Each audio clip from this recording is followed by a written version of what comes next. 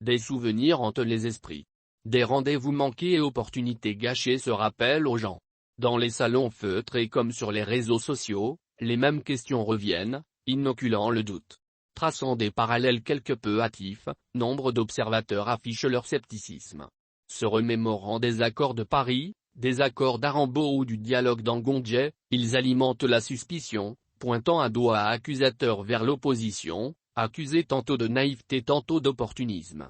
Même si personne n'en connaît le format et le contenu détaillé, d'aucuns l'affirment avec force, la rencontre politique voulue par Ali Bongo ne posera jamais les bases de scrutin en lendemain apaisé.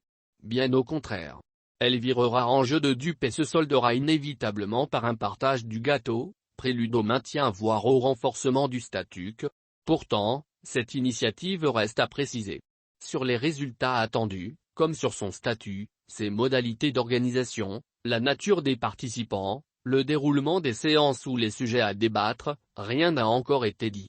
Ali Bongo a certes affirmé avoir entendu l'appel de ses compatriotes, notamment des acteurs politiques de la majorité et de l'opposition. Mais il ne s'est guère étendu. Comme s'il lançait une idée à la cantonade, il n'a pas désigné de responsable de la mise en œuvre. Du coup, toute déduction semble à la fois hâtive et décalée. Au lieu de tracer des plans sur la comète, il faut mettre les choses en perspective. Après tout, la transparence électorale a été au centre des préoccupations, tout au long de l'année écoulée. À l'exception notable du Parti démocratique gabonais, PDG, les acteurs politiques et animateurs de l'espace civique ont fait connaître leurs propositions. Si elles veulent faire entendre leurs aspirations, les populations disposent d'une seule option: l'usage du droit au contrôle citoyen de l'action publique. Peu importe les frustrations ou déceptions recuites, elles gagneraient à avancer leurs idées pour mieux pousser à la roue. Eu égard à l'expérience du passé, personne n'a intérêt à se poser en spectateur ou à se reposer sur autrui.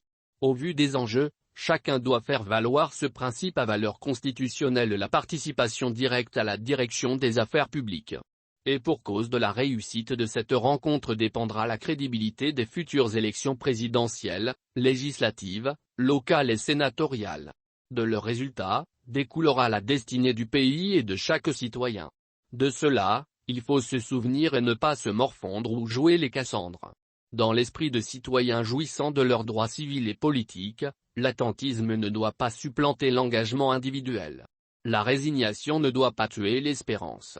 Dans les jours à venir, chacun devra faire entendre sa petite musique. Les idées devront s'échanger, se choquer et s'entrechoquer. Faut-il songer à un comité préparatoire? Avec quelle composition? Qui pour le présider? Qui pour faciliter les débats? La discussion doit-elle se limiter aux seuls partis politiques ou faut-il l'ouvrir à la société civile, y compris les confessions religieuses? Faudra-t-il limiter les échanges à la transparence électorale ou les étendre aux questions de gouvernance politique et économique? Comment s'assurer de la mise en œuvre effective des résolutions? Sur tous ces aspects, chacun devra donner un avis. En effet, les réserves et sarcasmes entendus çà et là ne procèdent ni de la mauvaise foi ni de l'ignorance. Ils prennent racine dans la persistance de comportements connus de tous, manquement à la parole donnée et primat de l'intérêt personnel. Entre un pouvoir prompt à renier ses engagements et une certaine opposition prête à toutes les compromissions, l'intérêt général a trop souvent été oublié. N'empêche, ces errements ne sauraient être tenus pour une fatalité. Déjà, de nombreux acteurs y sont allés de leur prévention. Paulette Missambo a invité ses interlocuteurs à faire preuve de sincérité, de responsabilité et de courage. Thierry d'Argentieux-Combila a souhaité l'implication du Bureau régional des Nations Unies, invitant la société civile à verser sa contribution au débat.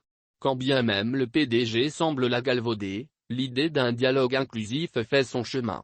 Pour ainsi dire, ces pourparlers devront s'ouvrir à l'ensemble de la société et non pas aux seuls partis politiques. Autrement, l'appel d'Ali Bongo pourrait avoir le destin d'une bouteille à la mer.